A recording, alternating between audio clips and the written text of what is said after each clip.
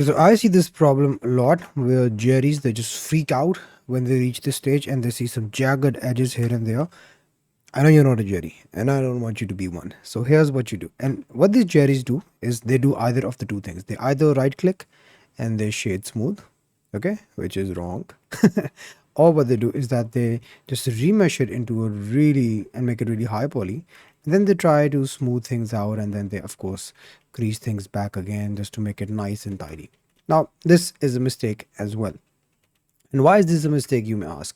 So let me answer the first one really quick. So if you shade smooth, bro, you just lose the detail of your model and it becomes really hard to sculpt. It's really hard to know where the vertices are. What are you manipulating? What are you moving around?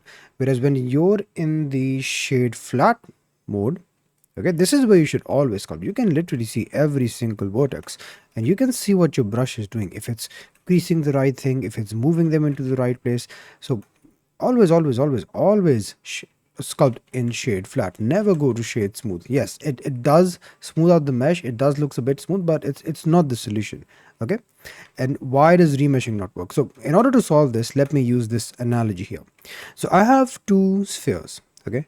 And the only difference between these two spheres is the poly count. So you can see this one is really low poly. It's only 12 vertices.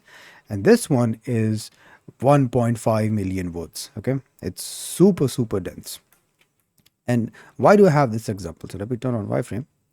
Is just notice here, when I'm on this low poly sphere, okay, it's really easy to move things around. It's really easy to shape it. I can easily block out a face by moving around a few vertices. And since it's low poly, okay, since it's low poly, I have fewer vertices to move around. I have fewer adjustments to make. I have fewer things to adjust. And as I'm sculpting, there will be less mistakes. There will be less things that I have to fix. And you can see by just moving a bit of these vertices around, I already have a good blockout for the face. Whereas on this cube, this sphere, where it's super high poly, bro, I have to make more adjustments. Okay, it's lagging. And yeah, I can get a bit of a decent blockout with this as well, but you see how high poly that is.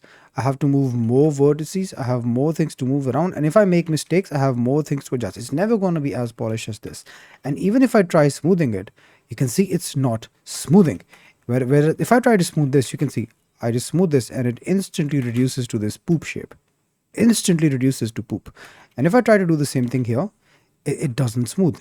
You can try this on your own. You can make a low poly sphere and a high poly sphere. And when you try to smooth both of them, you'll notice that the high poly sphere, it does not smooth. And you can see that it's still lumpy. You can still see the lines. And this is why you end up with a lumpy sculpt. So if you ever had a sculpt that's extremely lumpy, yeah, bro, this is why. You just went too high poly too early. Okay, so let me undo this. Yeah, same thing goes for these two heads over here. So you can see, since this is low poly, it's going to be very easy for me to move things around. If I want to adjust the shape of the nose, I don't know if I want to give him like a pig nose, I could definitely do that. And even if I try smoothing this, you can see I can instantly smooth it and it just reduces to nothing. All details lost.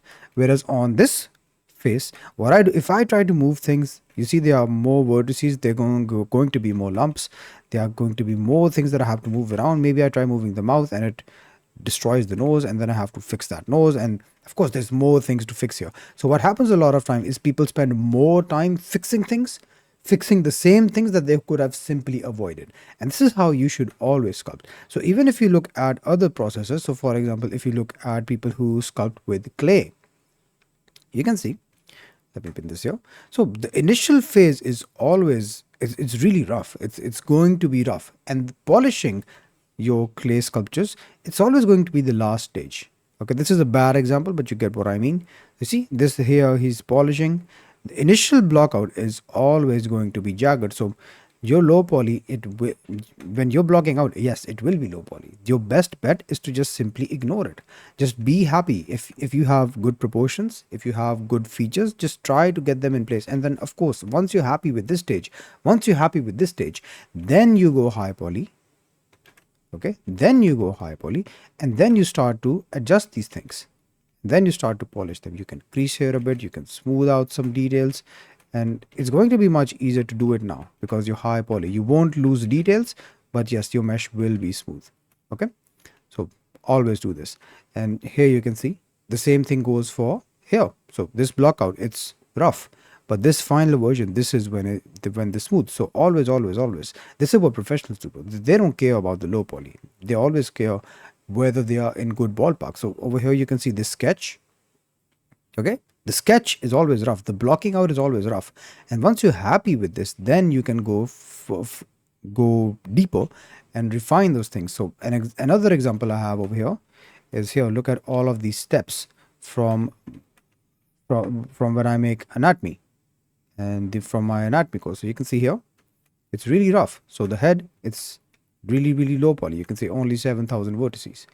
And then we go to the body, and then in the body it's only 30,000 vertices. What I do is I look for the proportions. Am I happy with the proportions? Am I happy with the silhouette? Am I happy with the overall shape? I don't care about the details yet. It's rough, it's jagged, and once I'm happy with this silhouette, of course I can just go high poly, and then I can start to add the details of the muscles. And since I already have a good base, this is going to be really easy to do. So always, always, always focus on the low poly first and then work on the high poly.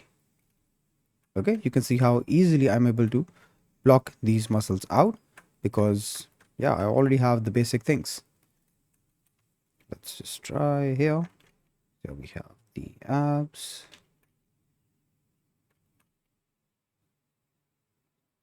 And it's all due to because we have a good low poly to begin with.